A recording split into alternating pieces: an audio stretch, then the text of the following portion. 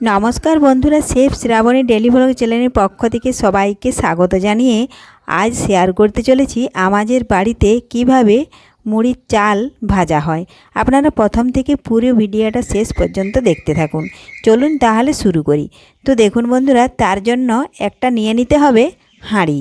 আর এখানে দেখুন আমি 4 কেজি চাল দোকান থেকে কিনে এনেছি। যে চালটা মেশিনে ভাজা হয়, এই দেখুন লাল চাল। এই চালটা 35 টাকা কেজি। তো 4 কেজি চাল এনেছি। এখন দেখুন এই চালটা আমি হাঁড়ির মধ্যে ঢেলে দিচ্ছি। দেখুন বন্ধুরা, হাঁড়িতে ঢেলে নিয়েছি। এখন চালটা ধুয়ে নেব, তার জন্য দেখুন আমি পরিমাণ মতো জল ঢেলে দিচ্ছি। যদি কোনো বন্ধু আমার চ্যানেলে নতুন হয়ে থাকেন, চ্যানেলটি সাবস্ক্রাইব করে বেল আইকন হলে সেট করে দিন সবার প্রথমে আমার রেসিপি পেতে। এই দেখুন পরিমাণ মতো চাল দিয়ে একটু আমি হাত দিয়ে এইভাবে মেখে নিচ্ছি, তাহলে চালটা পুরোপুরিভাবে ভালোভাবে ভিজে যাবে। আর দেখুন আমি 2 থেকে 3 মিনিট একটু ভিজিয়ে নেব, তাহলে চালটার কিন্তু মুড়ি খুবই ভালো হয়। আমি এখানে বাড়িতে ধুয়ে নিচ্ছি। আপনারা যদি পারেন কোনো পুকুরে কিংবা কলেও ধুয়ে নিতে পারেন, তাতে কোনো অসুবিধা নেই। তো দেখুন বন্ধুরা, চালটা কিন্তু ভালোভাবে ভিজে গেছে। এখন আমি হাত দিয়ে মাখতে মাখতে চালটা 2 থেকে 3 বার আমি জল পাল্টে ফেলে দেব। তাহলে দেখুন চালের গায়ে থেকে যে ঘন গাঢ় জলটা বের হচ্ছে, ওই জলটা কিন্তু দেখুন আমি ফেলে দিচ্ছি।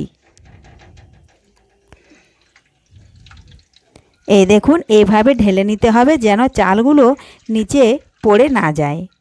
আর আপনারা যদি তাও না পারেন তো ছিদ্র দেওয়া টকা বিছিয়ে পেতে দেবেন, তাহলে চাল পড়ে গেলেও টকার মধ্যে রয়ে যাবে।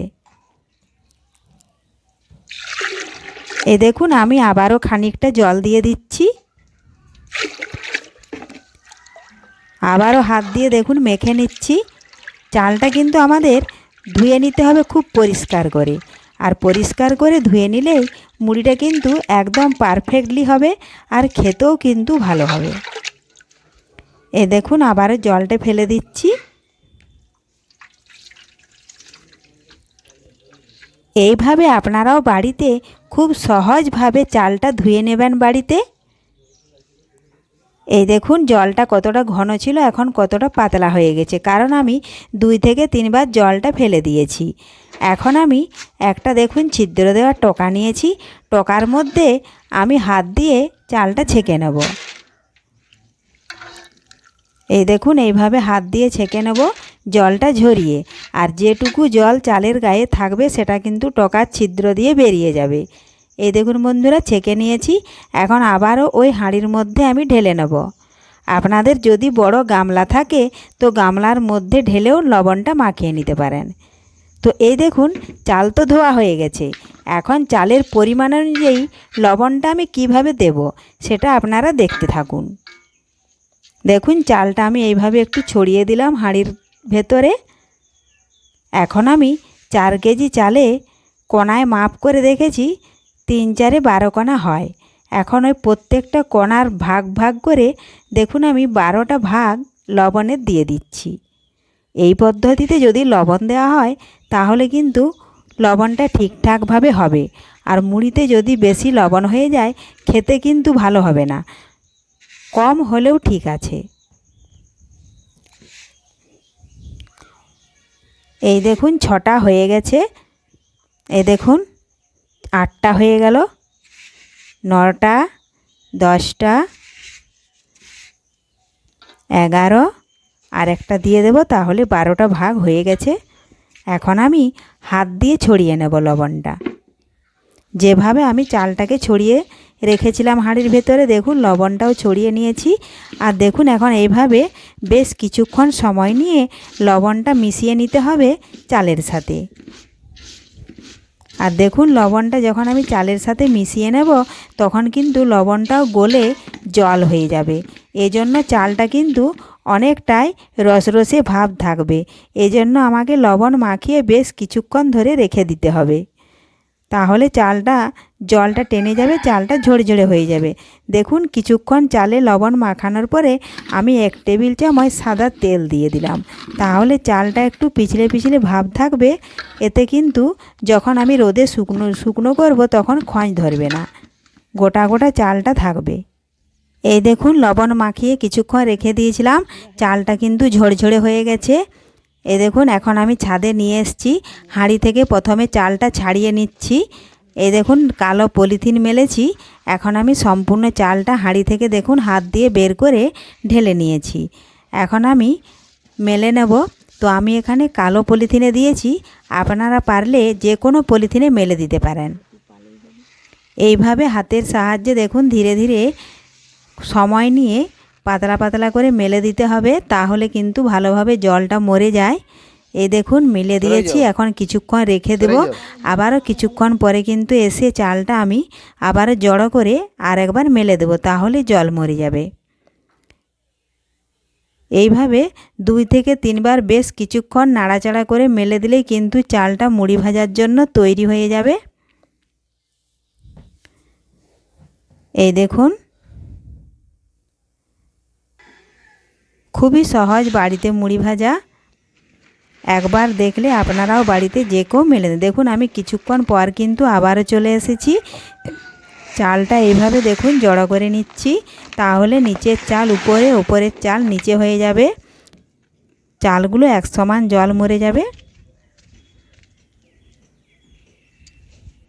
এই দেখুন পলিথিনের চারদিকটাই কিন্তু এইভাবে জড়ো করে নেব চালটা, তাহলে চালগুলো কিন্তু উপর নিচে হয়ে যাবে। আর জড়ো করে নেওয়া হয়ে গেলে কিন্তু আবারও হাত দিয়ে একই রকমভাবে দেখুন আমি চালটা পাতলা করে মেলে দিচ্ছি, তাহলে তাড়াতাড়ি চালটা শুকিয়ে যাবে। আর শুকনো হয়ে গেলেই কিন্তু মুড়ি ভাজার জন্য চালটা রেডি হয়ে যাবে। এই পদ্ধতিতে আপনারাও কিন্তু বাড়িতে মুড়ি ভাজার জন্য চালটা তৈরি করে নিতে পারবেন খুব সহজেই। এই দেখুন এইভাবে বেলে নিচ্ছি।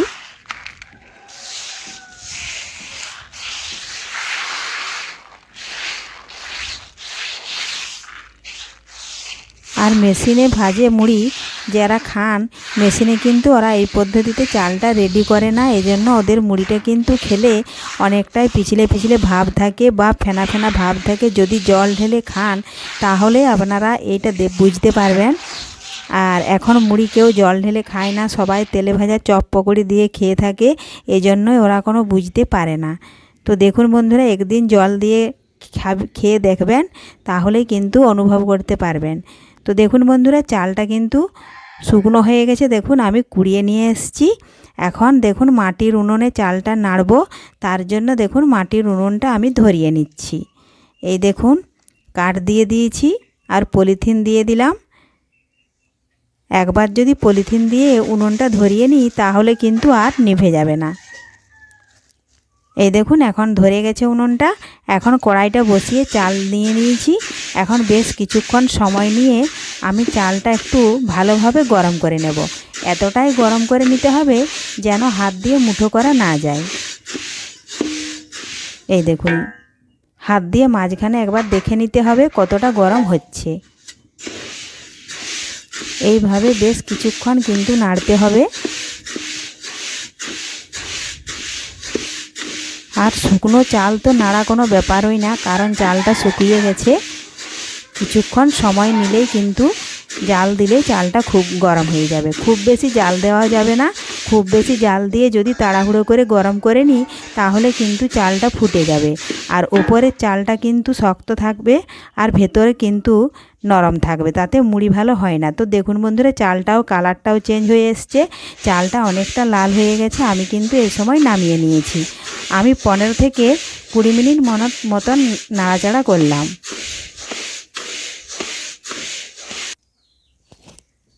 চালটা নামিয়ে নিয়েও কিন্তু বেশ কিছুক্ষণ নাড়াচাড়া করে নিয়ে আমি কিছুক্ষণ ঠান্ডা করে নিয়েছি। খুব গরমও কিন্তু মুড়ি হয় না। এদিকে দেখুন বালির বসিয়ে দিয়েছি খোলার মধ্যে, বালিটা খুব ভালোভাবে গরম করে নেব। দেখুন কড়াইটা মাজা হয়েছে পরিষ্কার, আর খোলাইটাও কিন্তু অনেক দিন মুড়ি ভাজার পর পুড়ে যায়, সেটাও মেজে নিয়েছি, পরিষ্কার হয়ে গেছে। আর বালি দিয়েছি, দেখুন বালিগুলো একটু নাড়াচাড়া করে দিচ্ছি। বালিটা জাল দিয়ে খুব ভালোভাবে গরম করে নিতে হবে।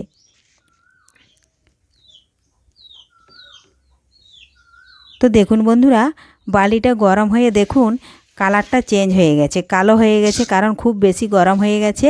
এখন দেখুন আমি কিছুটা চাল দিয়ে দিয়েছি, আর দেখুন মুড়িগুলো কিন্তু খুব সহজেই ফুটে উঠেছে। এই দেখুন, এইভাবে যতক্ষণ চালগুলো ফুটে মুড়িতে হতে থাকবে ততক্ষণ কিন্তু নাড়াচাড়া করতে হবে। ফোটা যখনই বন্ধ হয়ে যাবে কুচিগুলো দিয়ে দেখুন মুড়ি বের করে নিতে হবে। দেখুন মুড়িগুলো কত সুন্দর হয়েছে, সাদা ধপধপে। তাহলে বাড়িতে মুড়ি ভাজা দেখুন খুবই সহজ। সমস্ত মুড়িগুলোই দেখুন আমি এইভাবে ভেজে নিয়েছি। আজকের এই মুড়ি ভাজার ভিডিও প্রথম থেকে শেষ পর্যন্ত ভালো লেগে থাকলে লাইক, শেয়ার, কমেন্ট করতে অবশ্যই ভুলবেন না। ধন্যবাদ।